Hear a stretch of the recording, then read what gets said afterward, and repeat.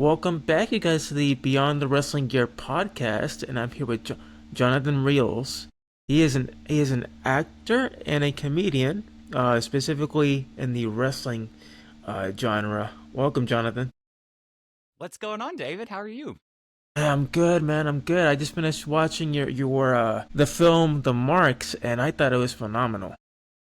I am so happy to hear it. I feel like the wrestling world, they're definitely going to love this new movie. It's I mean, it's definitely made for anyone who likes comedy, but if you like professional wrestling and you especially like the 90s attitude era of Yeah. professional wrestling, which a lot of people call like, the prime era of professional wrestling, they look back at that very fondly and this movie definitely pays homage to that era very kindly. Yeah, there's so many different references that I was able to pick out from it. Like I loved how they had you working in a video store, and then there were some subtle references, like when I think one of the characters they went to I guess return a film, and they said, oh, it's not WrestleMania 18, but then they go and look at the film and it's Towel Man, and I'm like sitting there like, what the heck is this, Towel Man? And then you see all these different characters develop, like Towel Man. You have oh my God, what was his name? I know there's Bishop, and Bishop there's Moneybags, yeah, Super Shotokai. Super There's Shotokai. That's what it was. Yeah, yeah, yeah. there's a lot of fun characters. Yeah, Yeah, and then some of them I could like compare them to, like Super Shotokai was more like a Raiden character from Mortal Kombat. I could definitely see that with his outfit, and then yeah. Bishop Moneybags was more of a dude was Brother Love. Brother Love. There's a lot of I brother saw love it there. too. I saw that too. Jason, whenever he auditioned, his original audition was much more intense. He was like really channeling like a Jake the Snake, like very serious professional wrestling promo whenever he auditioned. But we took it in a whole different direction because Jason is like such an incredible actor. He was really channeling brother love, but artistically, like from a gear standpoint, I feel like he had a lot of Booker T, Harlem Heat era WCW with like the flames Yeah. and all that. Yeah, and it's like and like with you, I love seeing your character develop, because you went from from working in the theaters in the movie shop to like being a manager of your own promotion, and it's like wow. And then you see like over time how there's two different companies going at each other, and I'm like, that's the Monday Night Wars, you know? Yeah, yeah, yeah. It's definitely got a lot that it draws inspiration from that 90s era, Attitude Era, Monday Night Wars time period. But to go back to the video store for a second, to give you a little bit of behind the scenes information. So when the movie first started, whenever it was originally being filmed, it was originally called The Mark, and it was about a guy named Mark who comes to a video store and he rents a videotape, and that character's still in the movie, and it's got like backyard wrestling stuff, and he gets sucked into this world of backyard wrestling. He was originally supposed to be the main character, and Interesting. I was kind of supposed to be just like the video store clerk and kind of like a small role. And we had already been filming, and Robbie had this great opportunity. And he's more of like a theater actor, and he had this great opportunity to be in this play that he really wanted to do. And he came to the producers and was like, "Is there any way we could adjust the shooting schedule? Could we maybe delay it?" And there was just no way we could do it. So the movie went into rewrites to write Mark out Wow. of the Marks. And by doing so, what it really did was all of those characters that you've talked about, like Taolini and Super Shotokai, Bishop Moneybags, Bobby Wire, all of these like characters that were small characters, they kind of got like an upgrade. Yeah. They went from being mid carders to the main event, I guess, as you would say. And the solution for that was to lump them all into a faction. And the whole faction aspect of the plot was rewritten to write out a character. So, yeah, all of that, I kind of compare it to the behind the scenes process of making the marks was kind of like working in professional wrestling, where you do have to do rewrites on the fly. You have things come up. You have to write out a character. Of course, you have people kind of not able to do certain moves. I mean, every actor, they had to go to wrestling school, and there's only one move that we had a stunt double for in the entire film. Everybody did their own stunts. Wow. And you had to write and do rewrites based around that. Sometimes, you're out there trying to learn a spot and they can't get it. Okay, well, let's rewrite the match. And I think that's kind of how, I mean, that's how professional wrestling works a lot of times. You got to work on the fly. Did you guys bring in like I guess local independent schools to help train a lot of your actors?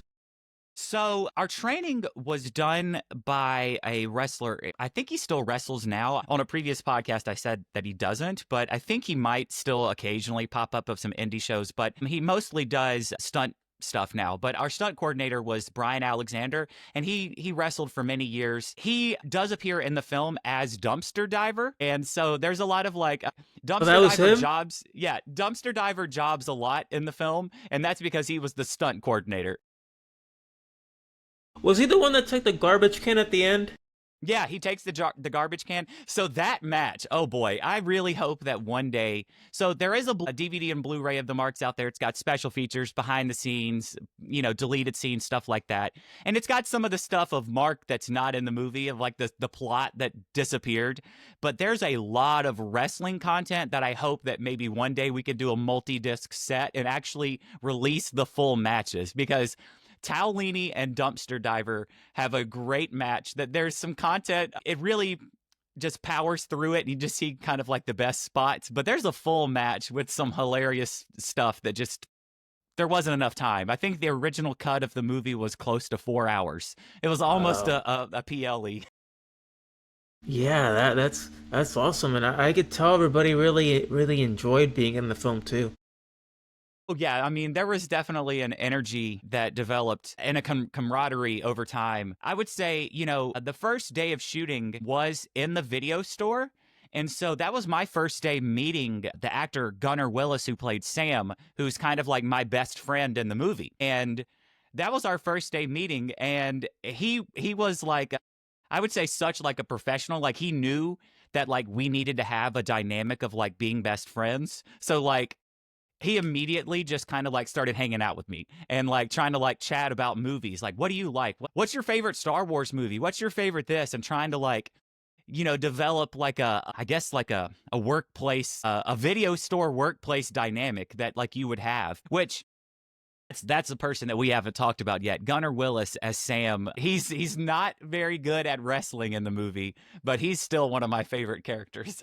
Yeah, I love at the beginning when when you were chatting and one of the customers is like, "Do you know where a certain section is?" And he's trying to be really discreet, and then you're trying to tell Sam, "Can you open the very back door?" And you're yelling at him because he was halfway deaf. But then you're trying to avoid to say what section it was, and eventually it's Well, I like mean, yeah, that, but that's a reference that if you grew up in the 1900s and you had to ever go and rent a wrestling tape from a video store, that's where they kept them, was in the back room, and that's also where they kept some other of the less savory tapes as well. Yeah, and it's like, look what you made me do. You made me drop these tapes. Now I gotta go. You had the key. You had the keys all along.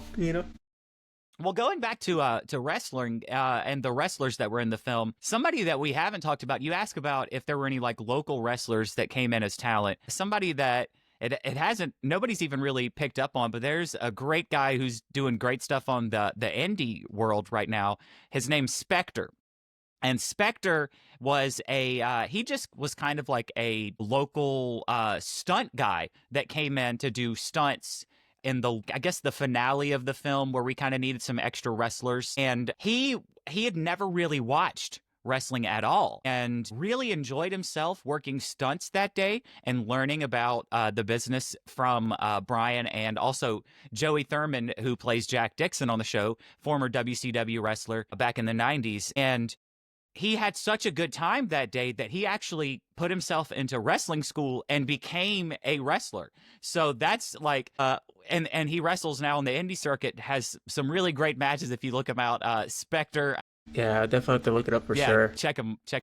Yeah, like Dixon came off as a real jerk. Like he was really arrogant, Yeah. really cocky, and then you see how he would ogle like the waitress and like ogle like the fans at the very beginning, and you see the little kid walking up, and his manager's like, "Okay, everybody, it's over, everybody leave," and you see the kid be like, he's like really disappointed, and then he like walks off, and then you see him drop the Dixon figure in the garbage can. And then what I loved about that is it's a full circle moment because like towards the end of the film, I see him and it's like, wait a minute, that's him. He's actually wrestling. And then you see a flashback of him, mentioning how he tried to meet Dixon and it never happened. And that's pretty cool. We really wanted to have a lot of like long-term storytelling when it came to the wrestling plot. Because while it is a comedy movie, and it definitely is a professional wrestling movie, and we wanted to make sure that the plot points hit, I guess, all of the plot points that you would hit in a long-term feud, and I feel like we did a good job doing that. And I feel like there's a lot of twists that are, you definitely don't see coming. And I think that's important for comedy and for professional wrestling, because there's, that's the best moments in professional wrestling are moments like Bash at the Beach 96, where you didn't see anything like that happening. And you got Hulk Hogan dropping the leg and the crowds booing like crazy, throwing trash. Nobody expected it. Those types of like major earth-shattering twist. But that's also kind of what makes comedy good. A good punchline you don't see coming. And so I think that's what was a good synergy with wrestling and this comedy movie. Yeah, I like I said, I absolutely loved it. And like as far as the production, how long did it take you guys to kind of put it all together, get it produced? Okay, so it came in early. So Joseph Lavender, the director, he had directed a few films before, and they were horror movies. And he originally had worked before he got into acting, wanted to be a professional wrestler. And he plays Asmith in the film, and that was actually his gimmick whenever he was trying to be a wrestler in the indies. But he eventually got himself injured one good time and said, maybe I think I can find a new way to express my creativity. And that's when he got into making movies and acting and things like that. And he originally had a script called Suplex, and it went into production. It wasn't really working out, and it went into rewrites, kind of fell through, and sat on the shelf for a few years. And he always loved pro wrestling, and wrestling a few years back, we could kind of see that wrestling was starting to take off, and people were really starting to pay attention again and starting to feel a sense of nostalgia, like looking back, at the 90s and going, man, there was a lot of really great stuff. And he and I had kind of had some conversations about how we loved pro wrestling, and he said, hey, I've got this script. Would you mind reading it? And potentially, maybe we could do a rewrite and see if we could get this in production. And that's when we did the rewrites and wrote the mark. So it took, the pre-production process was honestly a couple years. Wow. To make it happen. With the process of issues behind the scenes, having to go with rewrites and stuff like that. It took us a number of months to really knock out the movie. I think about a year, really, with the pause in production and stuff like that. But when there's a will, there's a way, and everybody was very devoted to making this. And everybody, like you said, I think there was a lot of fun that was had on set, and I think it does come through. Somebody I know who had a blast, who hasn't come up, was Robert McElroy, who played Burt Biggs, the heel commentator. And that's right. The commentary on the movie, I feel like, is also, as like a wrestling fan, like, I feel like people are going to really, really enjoy it because they're both so good on the mic. They don't spend a lot of time on camera, but they're so freaking funny with the stuff that they say during the matches and, between. And, Robert McElroy was probably having the time of his life. He's such a big wrestling fan, and he showed up the first day and was like, oh boy, I'm going to be channeling Jim Cornette. I can feel it. He's like, I can't wait. A heel commentator? This is what I was born to play this role. And I'm like, Robert, yes, you were. That's awesome. That's awesome, man. And as far as the film, I feel like it was for me, it's pretty well received and I actually enjoy it. Would we ever see like a part 2? I have been asked that question way more than I expected. So I can't say never. If there's a demand for it and the fans want it, there's definitely, everybody had fun making it. And Joe and I have definitely joked around, like, what would these characters be doing? What would Jack Dixon be doing after he's been humbled. What would Bishop Moneybags be doing these days after everything that's happened with him? How's the video store Exactly. doing?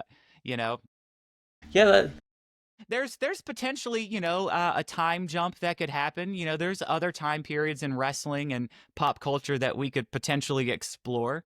yeah, like bring up a lot of the things that are current right now. Like now, I don't know if you've seen it, but what's becoming pretty prevalent is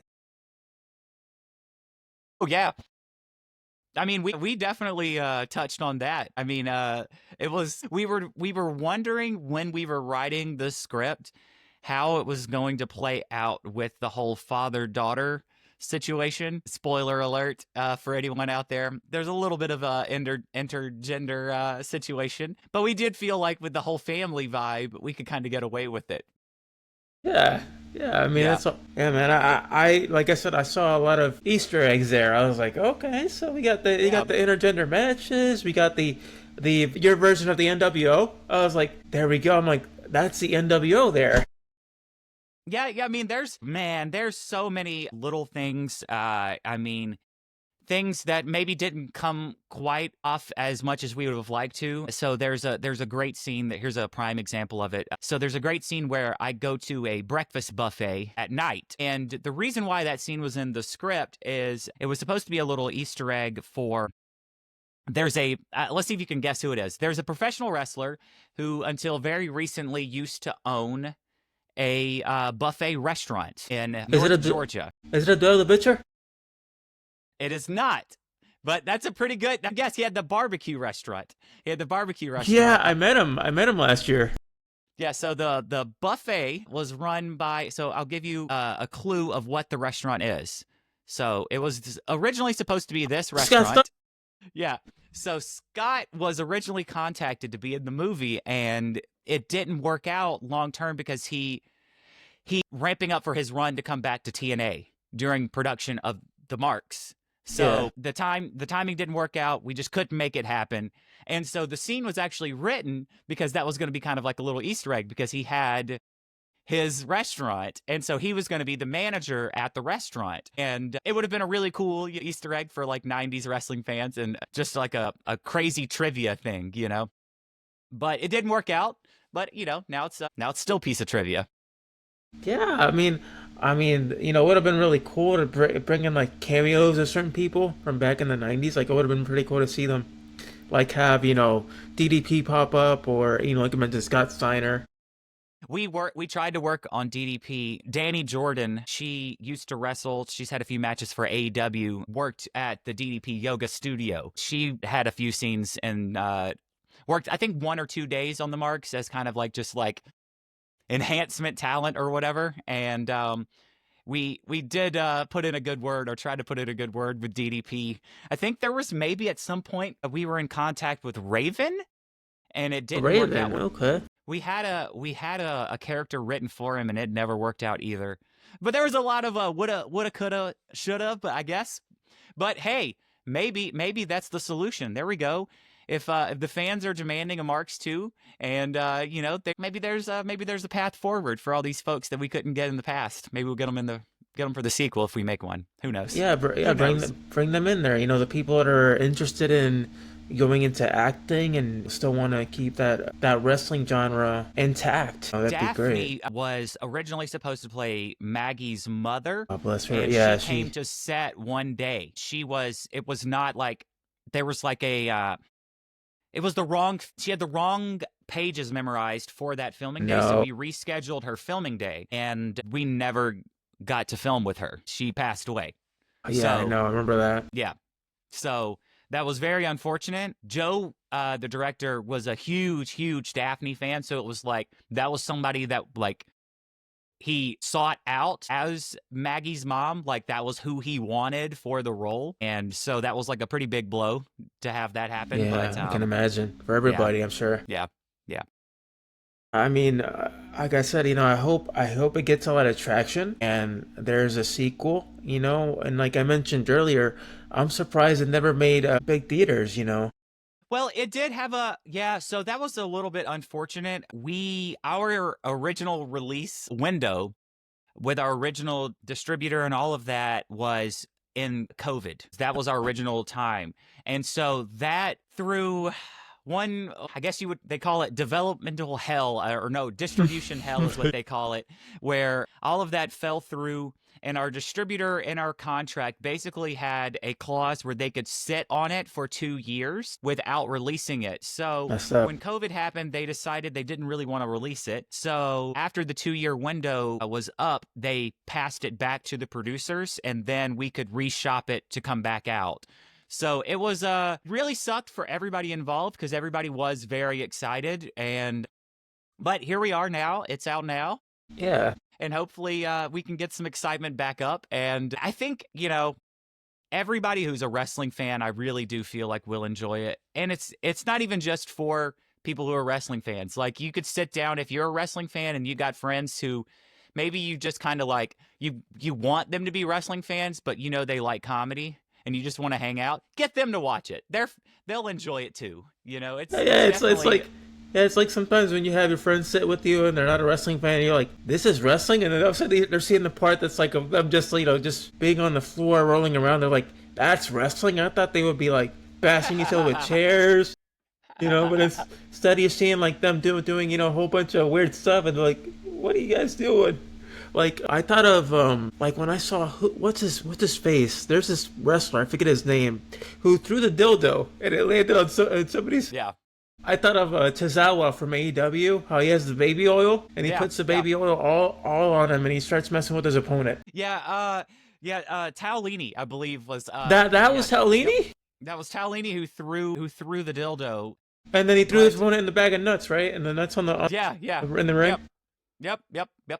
Yeah, that was he was played by an actor, Patrick Reyes, who, believe it or not, went on to immediately have a small role in a Clint Eastwood movie after this, which I felt like was, talk about change of pace. He goes from like a comedy movie throwing a dildo to being like in a drama. Anyway, but yeah, amazing actor, super cool guy. He had a blast working on this.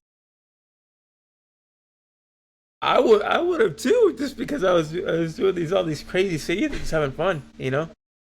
Another person we haven't talked about, and I definitely think this being a wrestling podcast and not touching on, Chick Donovan made an appearance in this. And for anybody who's not familiar with Chick, he's one of those, like, I guess you would call him like the classic era of wrestling, the old school, like Ric Flair time period, late 70s, early 80s.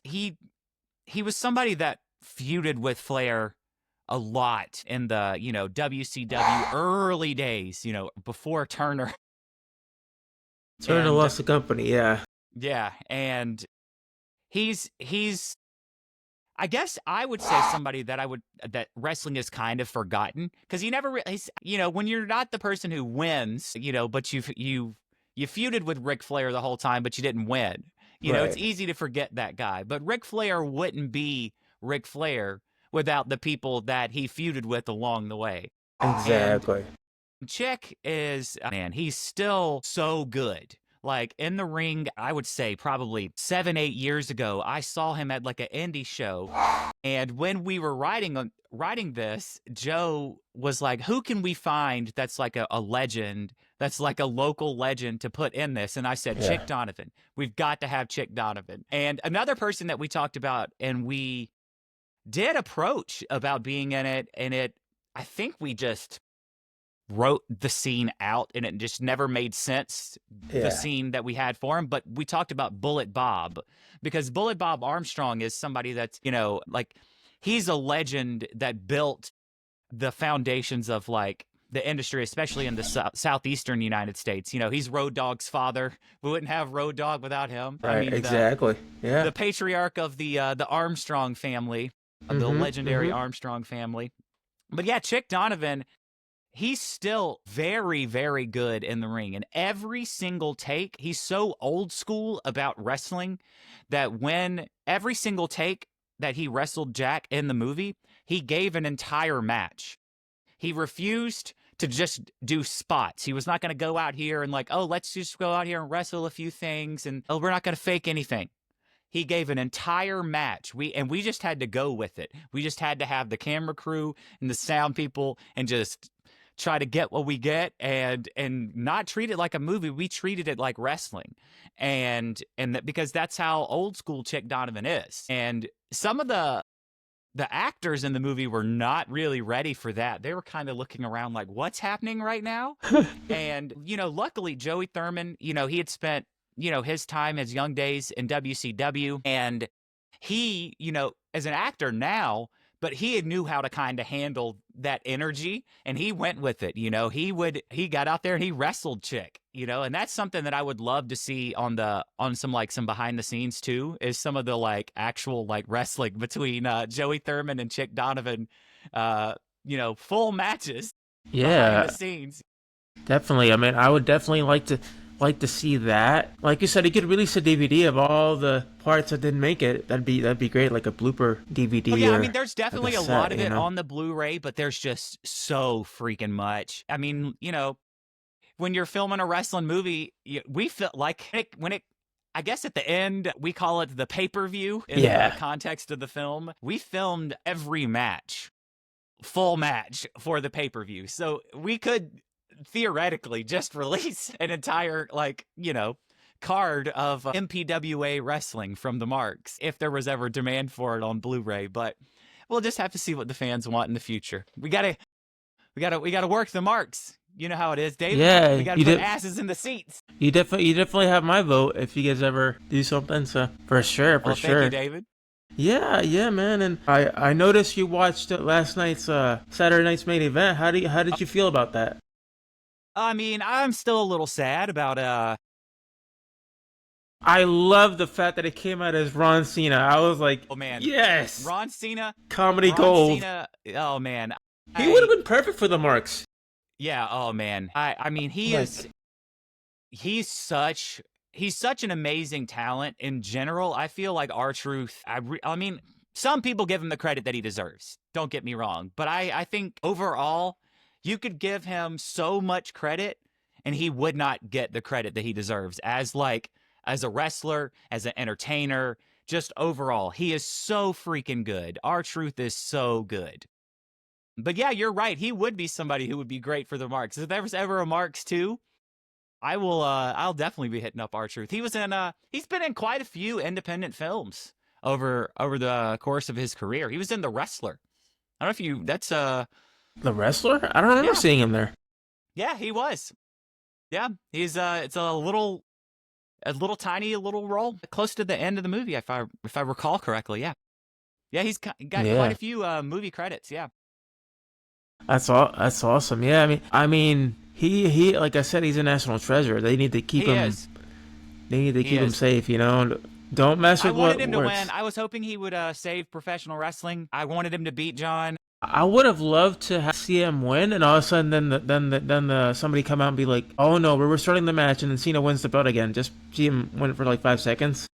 Yeah, I mean, to me, R-Truth will always be the last real champ. Okay, that's my 24/7 champion. That's my 54. I just realized your shirt. Yeah, R-Truth's in it, R-Truth and Dominic. Dominic Mysterio. That's right. It took me a second to look at the shirt. I'm like, wait a minute. Oh yeah, I'm current on the product. I love me some professional wrestling. I play myself in the marks because that's yeah, me. I noticed that. So that's another thing that goes back to the original script. Originally, I wasn't really supposed to be that large of a character. It was kind of like Joe had wanted to have himself, as his wrestling gimmick from whenever he was an indie wrestler. So that's where Azimuth was. So he was playing himself. And so the idea was that I would play myself as just a video store clerk. But then as the movie rewrites happened, I became a much larger role. And it kind of became a little weird because I was playing myself. Wow. But I'm glad you were able to play yourself. That you're... Not everybody else... Yeah, everybody else got to do that. Chick Donovan and me and Joe, we all got to play ourselves, but that's about it. Yeah, it shows that they trust you as a person, and as somebody that can develop a good character. I guess so. Yeah, I guess so. Fair enough. Yeah, I definitely see that. That's good, and I mean, Like I mentioned earlier, if there's ever a the Marks II, you definitely have some leeway with that. You know, you have so many people you could definitely contact and see if you can get on.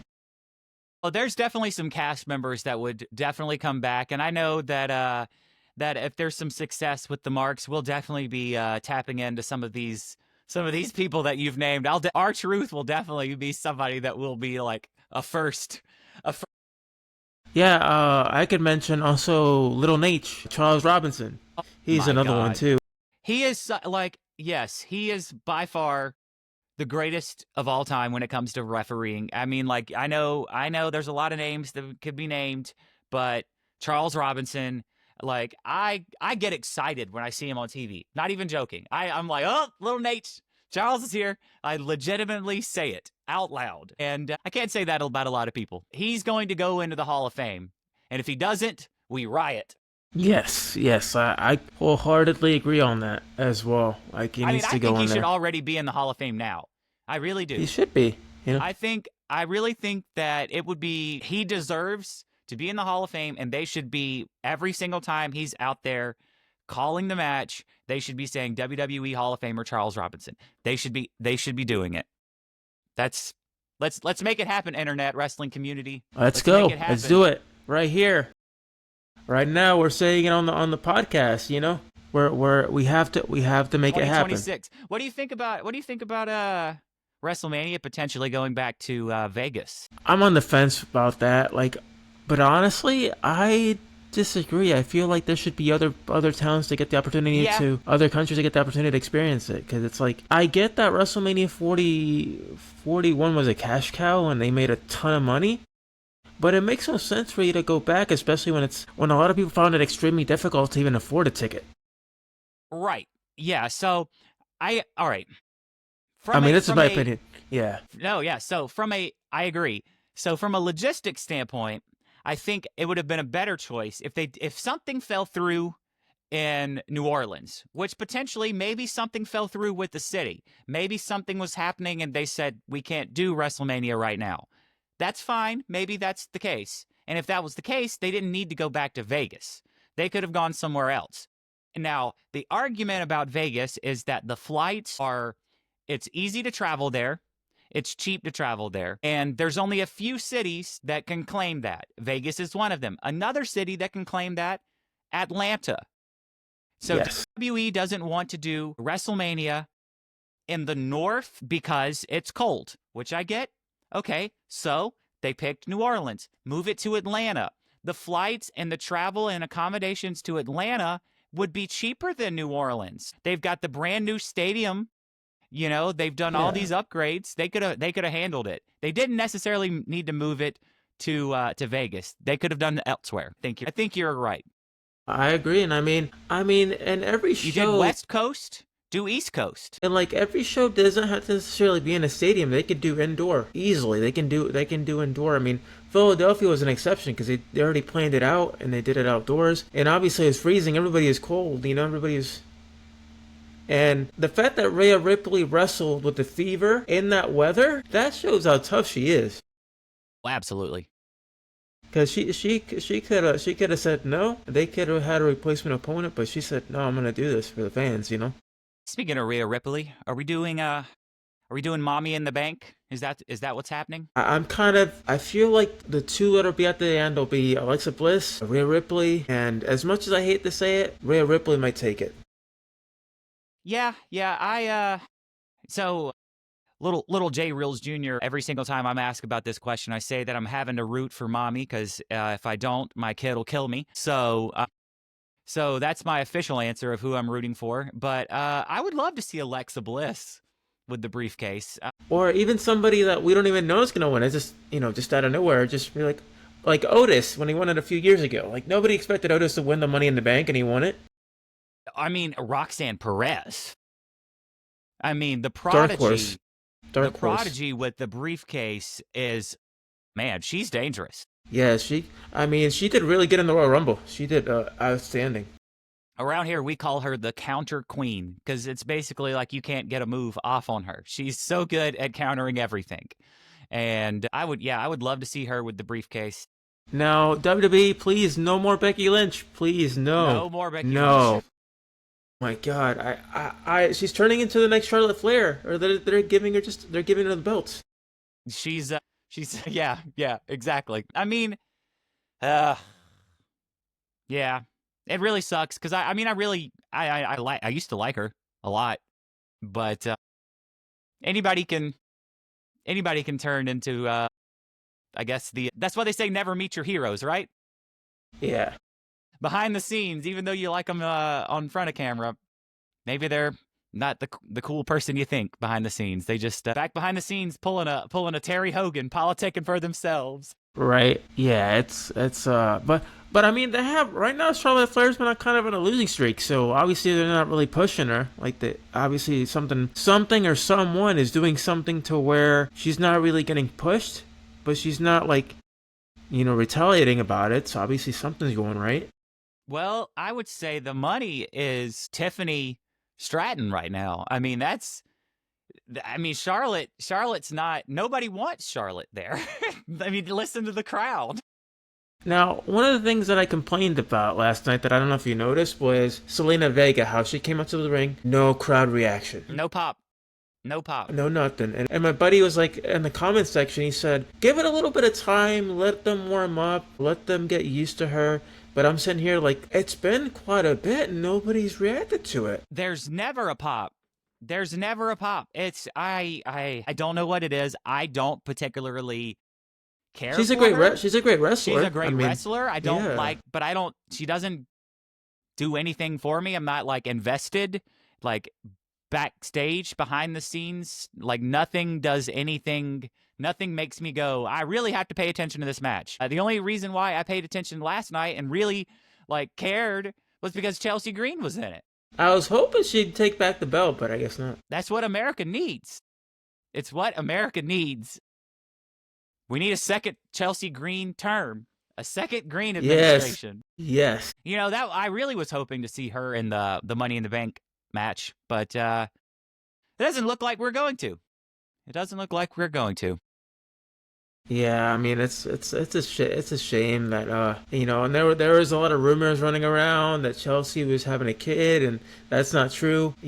People were saying stuff, dirt sheets. Yeah, but other than that, I mean the show in general was great. I'm glad that I just hope they don't put the belt back on Cody because he already had enough of him, and he obviously he's great with the kids. He's a merch mover, but I was just getting sick of seeing him as champion. I want to see John Cena take the belt all the way to the end and ruin wrestling. Let's go for it. See what happens. I would love to see what, I mean, he's being for real here. I mean, like, if he takes the belt home, they're going to make a new belt. They'll design a new belt. We all been saying we want a new belt. We've all been saying it for a long time. And they'll make a new championship and they'll compete for it, and there'll be a tournament or something like that, and there'll be another champion. But that's fine. It won't be the same. It won't be the same title. I'm fine with it. Let's go. Yeah, let's go for it. Do something different, right? Let's do something different. I mean, if we're honest here, Triple H has always preferred Big Gold anyway. He's always preferred the heavyweight championship title. It's always been his favorite title. Yeah, ditch the Universal title for something similar to it, or even bring back the original WWF belt that Austin won. Make a modern version of it. Yeah, exactly. The Winged Eagle, the Winged Eagle belt, bring that back. Yeah, the fans have been begging for the Winged Eagle to come back. Maybe even a modernized version. I mean, the current World Heavyweight Championship is a modernized version of Big Gold. It's a good looking belt. I mean, I'm not gonna lie. I just hate that W in the center of it. That's all. The W in the center is a little much. I'll give you that. But I definitely like it more than, the spinner belt and the toy belts. And the tag team belts are they should have kept them. I mean, the ones that are on SmackDown, they should have made the ones similar to the ones on Raw. Because the ones on Raw, they don't do it for me. They're not that good looking. Yeah. The Raw ones are not. I definitely like the SmackDown ones have like the vibe of like the nostalgia, the original. Era. Yeah. Yep. Yeah. I mean, so maybe that's how they do it. Maybe this is how we get a belt redesign. Let Cena take the belt home. I mean, Yeah, it would. I know a lot of people would really hate to see Cena go home without an ovation, but I think the wrestling community we're kind of past that. You know what I mean? Like yeah. we get like last night we were getting "Thank you, Cena" chants. You know, even though like we're booing him because he's the bad guy, No, people we can still still cheer him. acknowledge. Yeah, People still cheer him every time he comes into the arena, into the ring. right. We can still acknowledge his accomplishments Yeah, and then boo him whenever it's the right time to boo. yeah. I mean, it was great, and for our truth to work with them, they both complement each other very well. Oh yeah, I mean a lot of history there, a lot of history there, and I mean it's great. One more match, you know, on Cena's last run. It does seem Yeah, like that's kind of what we're doing is getting a little bit of like a greatest hits. What was it? The Ron Cena the Ron gear Cena. last night. The Ron Cena gear was like a parody of the R-Truth versus Cena Capital Punishment Yeah, gear that Cena wore in 2011. So I mean, you know, it was like a nice little reference, little throwback for the fans. and if you guys don't know, that shirt's available on WWEshop.com already. So it's selling. Oh yeah, I'm excited. We're gonna be buying that for the whole family. Ron Cena. Ron Cena. Yeah, Yeah, I don't have the entire R-Truth merch line, but I've got quite a few R-Truth parody shirts. I do know Cena's farewell shirts probably gonna sell like crazy for crazy amounts of money if they people buy them and put them online. Because every town has a certain specific shirt. Yeah. Oh yeah, no, I'm definitely gonna snag the Atlanta one for when they're coming there on what is it, July 12th or whatever for the next Saturday night main event. I'm sure John will be on that one because it's Saturday night's main event. Yeah, yeah, yes, And then of course the last real champ one. I feel like that one's the iconic one for this last run. definitely. I agree. So what about the men's? Who do you got in the men's? I'm rooting for Carrion. That's who I want to see take the men's Money in the Bank.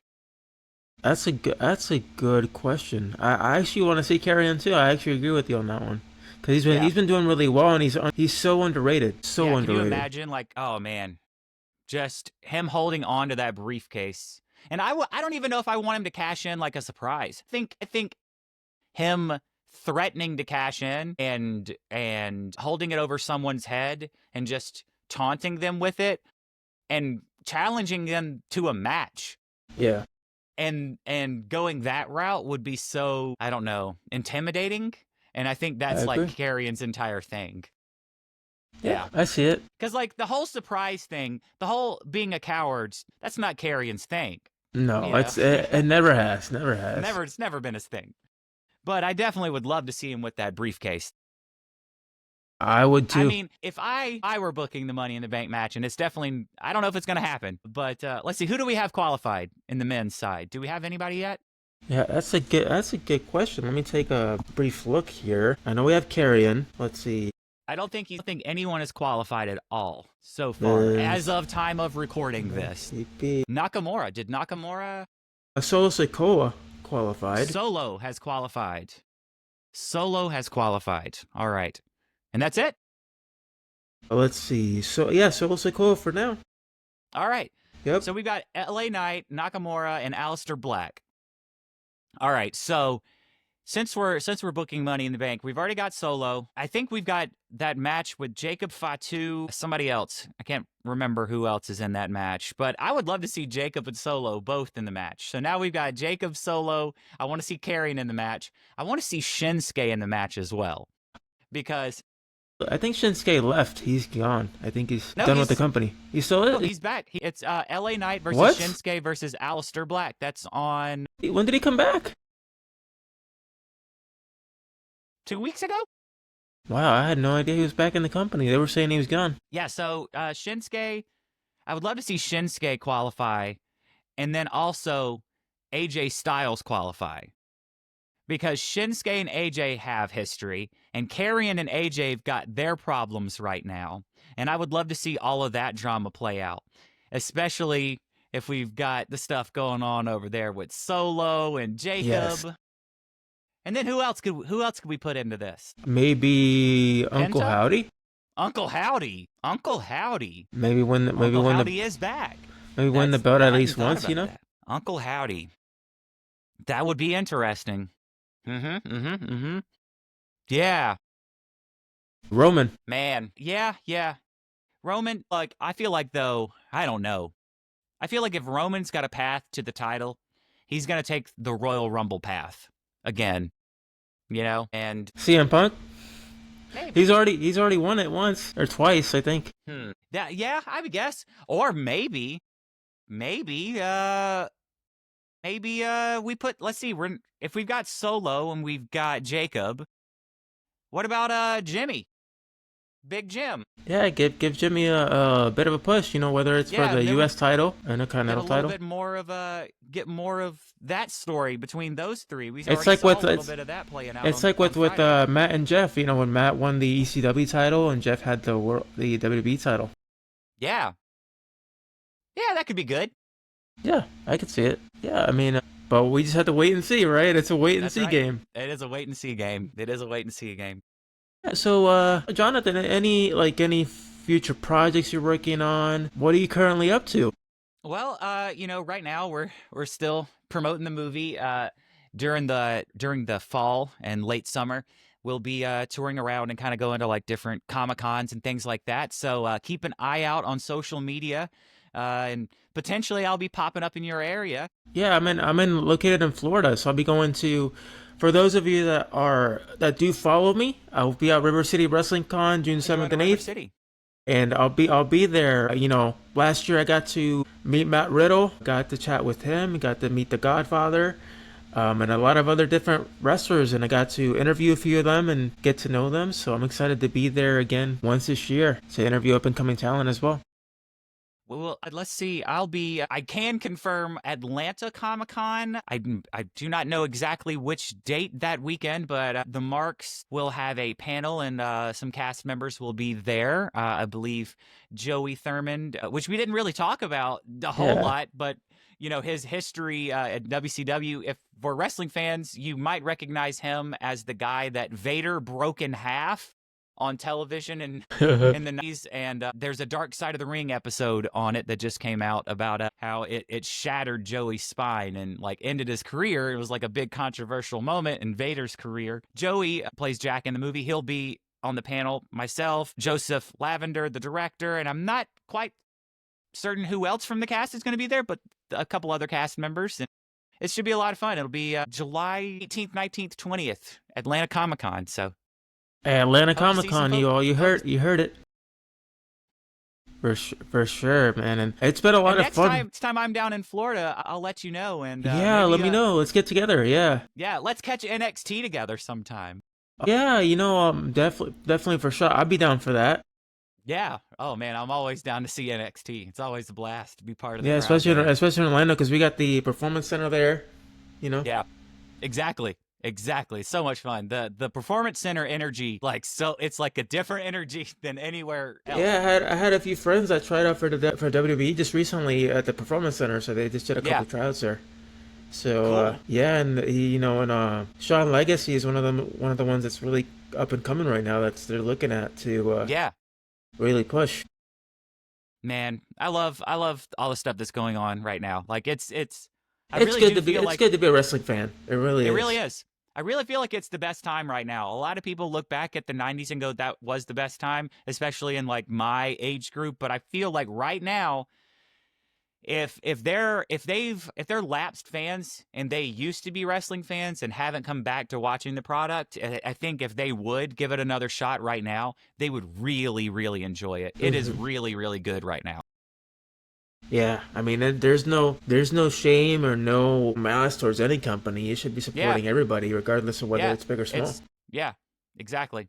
And I love all the stuff that you get to see in especially like WrestleMania weekend, where all like the indies have like their small shows, and now they're like streaming, and it's all like part of the the week. That whole part of the week, you've got, it's so much fun.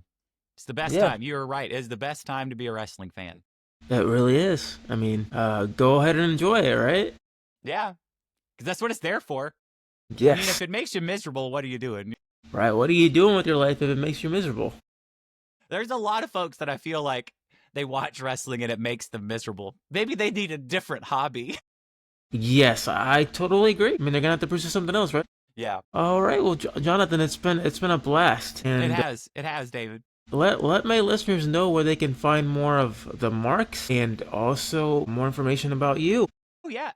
Well, you can look me up anywhere on the internet. Jonathan, the number 4, like the 4 on your keyboard. Reels, Realz. Like I'm not lying at all. Jonathan for Reels. Anywhere on social media. And while you're at it, you've got the internet. You've got Tubi. It's free. And Yes. on free movies, Tubi, there is a movie called The Marks, and I am in it. I co-wrote it with Joseph Lavender, who was the director, and it's a lot of fun if you like wrestling or if you don't. Please watch it. You'll enjoy it. Yeah, you heard it here first. Go and support it, you guys. Yeah, I mean, it's just like I feel like it's the same, the same spirit. There's like a spirit that people talk about with the indies and wrestling. It's the same kind of spirit with like filmmaking that drove the making of this. It's that real love and passion for it, and I think it definitely comes through. And I really hope that everybody enjoys it. I truly Yeah, mean that. I'm not definitely. just pandering. I hope so too. I hope so too, for sure. Well, thank you for your time, and I hope we get to do a part two, and I hope we end up meeting up someday Yeah, as yeah. well. I meant it. Let's catch NXT sometime, David. Yeah, We'll do it. let's do I'll it. let you know when I'm in Florida. Yeah, for sure. All right. Well, thank you guys, and if you guys want to listen to this podcast, you guys can head on to YouTube, to Spotify, and just go have a good time and listen to Jonathan and talk about the film, and we talk about Money in the Bank, and we talk about who's involved, and it's nothing but a good time. Thank you, Jonathan. Thank you, David.